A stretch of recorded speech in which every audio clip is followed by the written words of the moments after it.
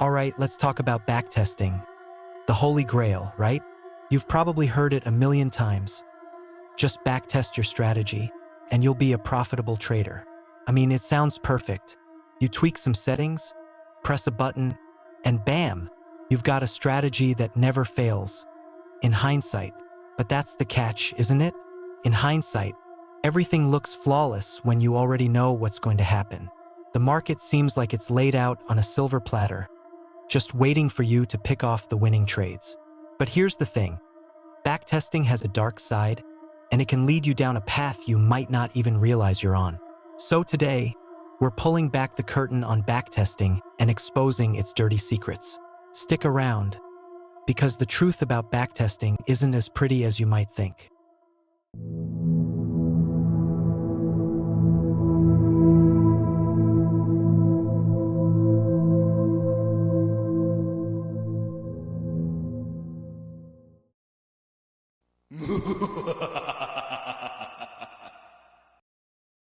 Let's start by admitting something we all know.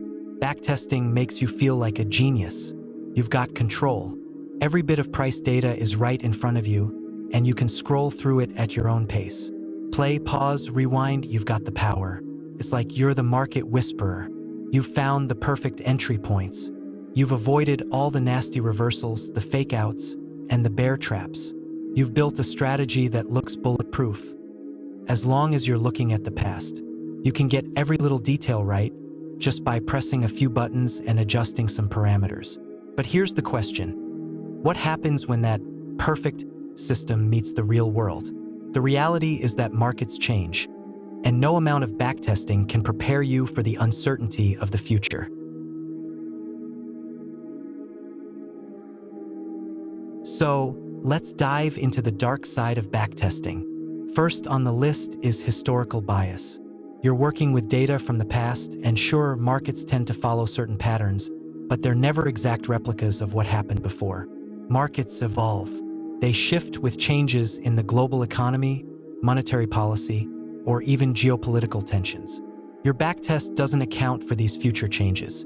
So while your strategy might have worked in 2020, it could completely fail in 2024. Now, there's another sneaky trap: confirmation bias.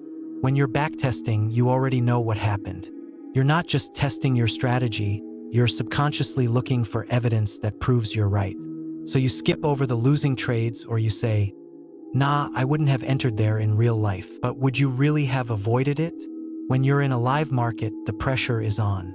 That same setup might look irresistible, and you could easily end up in a trade you convinced yourself you'd avoid. And now for the ultimate villain, curve fitting. This is when you tweak and optimize your strategy to fit the past data perfectly, smoothing out every bump and flaw. But here's the catch.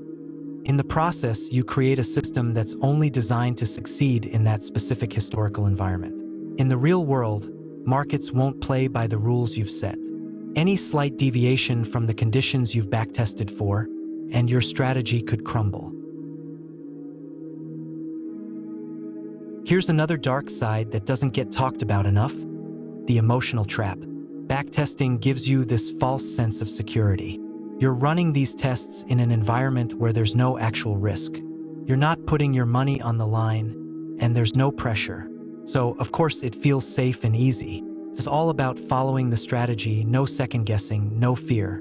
But when you go live, it's a whole different beast. Real money is involved, and with that comes fear, greed, hesitation, and doubt.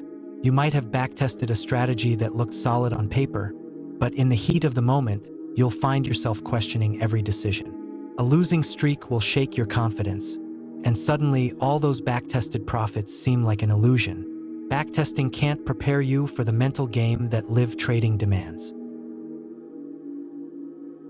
And then there's the cold, hard truth that backtesting is just a simulation. It's not real. It doesn't capture the true essence of live market conditions. You don't get those split-second decisions, the sudden news events that spike volatility, or the liquidity problems that pop up during high-impact events. In a backtest, it's all smooth.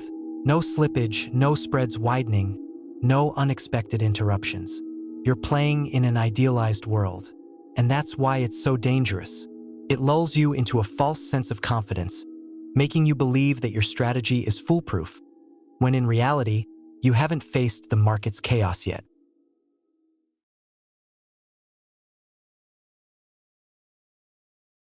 Alright, now that we've looked at the ugly side of backtesting, how can you use it in a way that actually benefits you?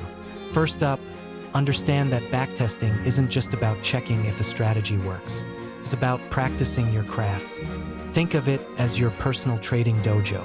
You get to try things, make mistakes, and learn from them. You're not just testing a strategy, you're training yourself to handle different market conditions. This is where the real value lies. And speaking of training, here's a tip. Select a choppy market on purpose. Don't just test your strategy on smooth, trending markets where everything's easy. Throw it into the messiest, most volatile conditions you can find. This way, you'll see how your strategy performs when the market gets rough. And trust me, that's when you learn the most. Also, remember to embrace randomness. Markets are unpredictable. When you're backtesting, simulate those moments when things go off the rails. Throw in unexpected volatility, random news spikes, or sudden price jumps. You want to know how your strategy holds up when the market doesn't behave. Next, backtest across multiple time frames and market conditions. Don't just test the last few months or years. Go deeper. Test your strategy in bull markets, bear markets, sideways trends. The more you expose your strategy to different environments, the more you'll understand its strengths and weaknesses. And finally, don't fall into the trap of over-optimization. Keep it simple. The more you tweak your system to fit the past perfectly, the more brittle it becomes in the real market. A simple, robust strategy will always outperform one that's been overly optimized to perfection.